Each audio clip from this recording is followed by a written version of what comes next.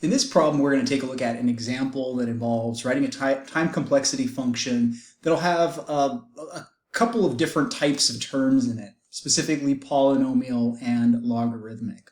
So here we have this function that I call expensive, and it's expensive because it has quite a few loops in it, right? And when we begin, we see that right off the bat, we have one flop that takes place at this count equals 0. So we'll have one flop because we have one assignment.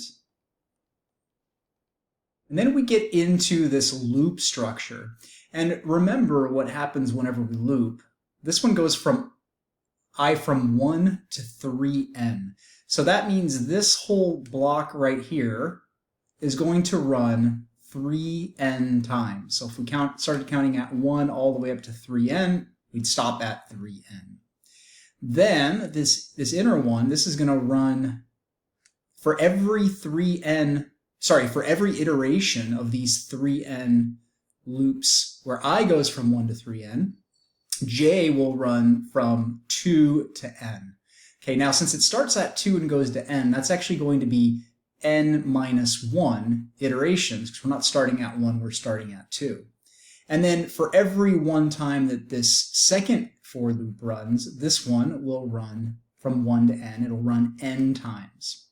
So basically, whenever I is 1, j is 2, k is going to go from 1 all the way up to n.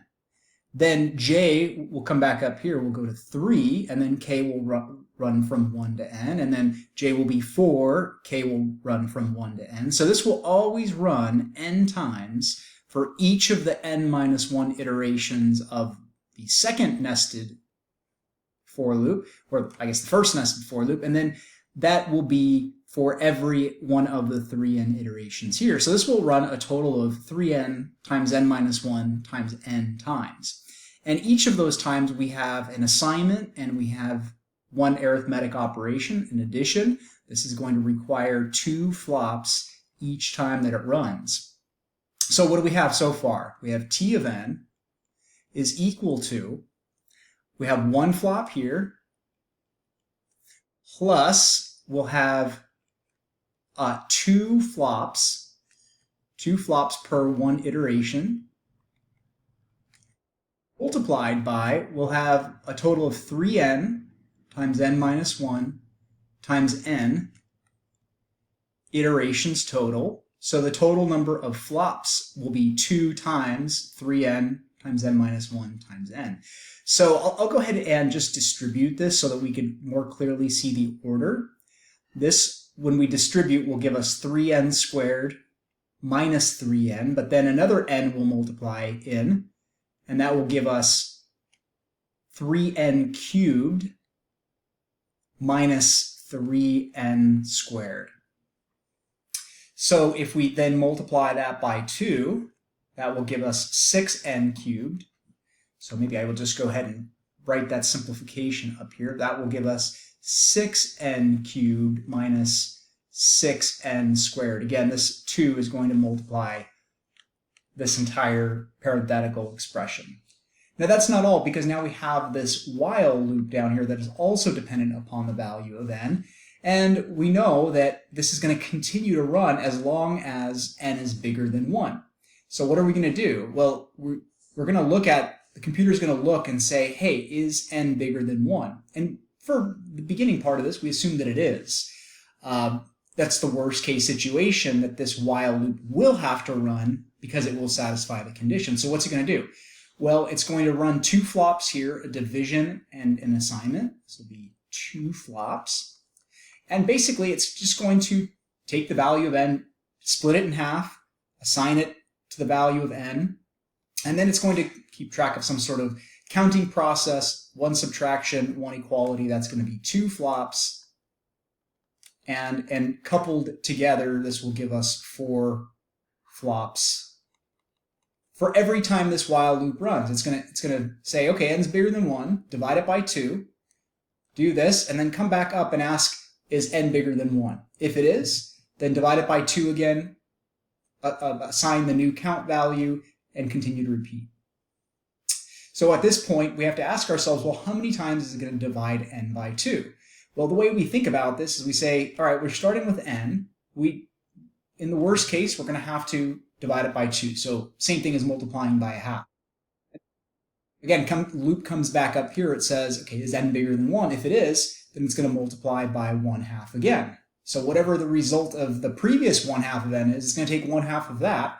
And it's basically going to do this a total of x times, all right? That we'll have x factors of 1/2.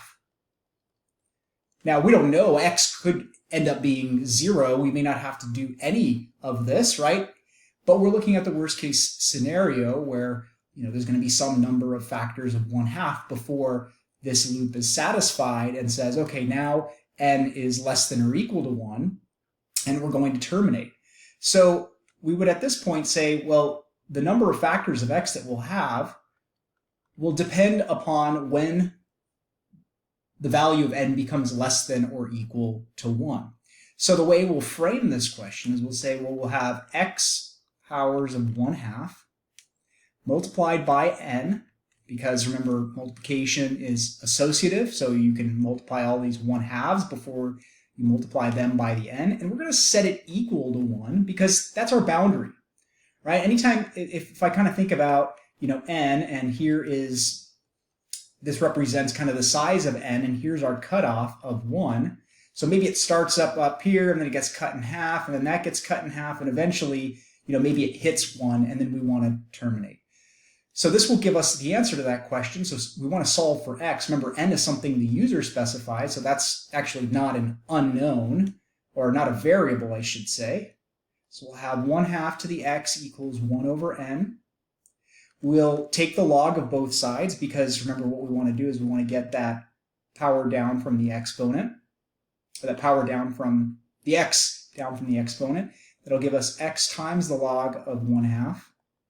And in our previous video, we saw that you could actually use another property of logs to split up the division and make it log of 1 minus the log of n, and then that just makes it explicitly clear that this is of order log n. And so now if you solve for x, you get x is equal to log of 1/n divided by log of 1/2. And that is how big x is. Okay, well, what does x represent? Remember, x represents, this is the number of times the body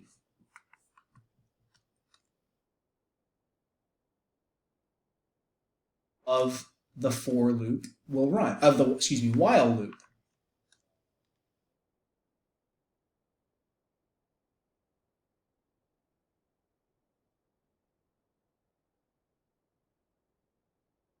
Okay, so that basically means that this is going to happen x times right here. And each of those x times that this happens, there's going to be 4 flops, right? So what we'll have is we'll have plus 4 multiplied by whatever x is. Now remember, we just solved for x right here.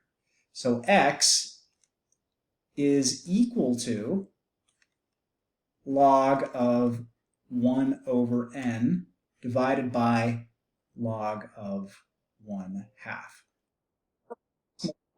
Per iteration, multiplied by the number of iterations, which will be the number of times we need to cut in half, and that will be x. Now it's possible that x may end up being 0, right? If n is equal to 1, well, the log of 1 is actually 0, so that would end up telling us that the while loop doesn't need to run at all. And there's our time complexity function.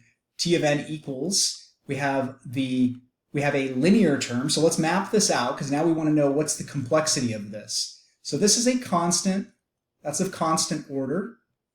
This term is cubic, okay, so that it dominates a constant order, right? That's going to blow up much faster than the constant order. This is quadratic. Cubic still dominates the quadratic, and this right here is logarithmic. And so what we've learned about the order of a time complexity function is that the big O of Tn is equal to the type of term that dominates, which is cubic. That is the dominant term that blows up faster than log. Log is actually much slower than cubic and quadratic, but a little bit blows up obviously more than a constant, because a constant is, well, it's constant. So we would say that this is of order n cubed.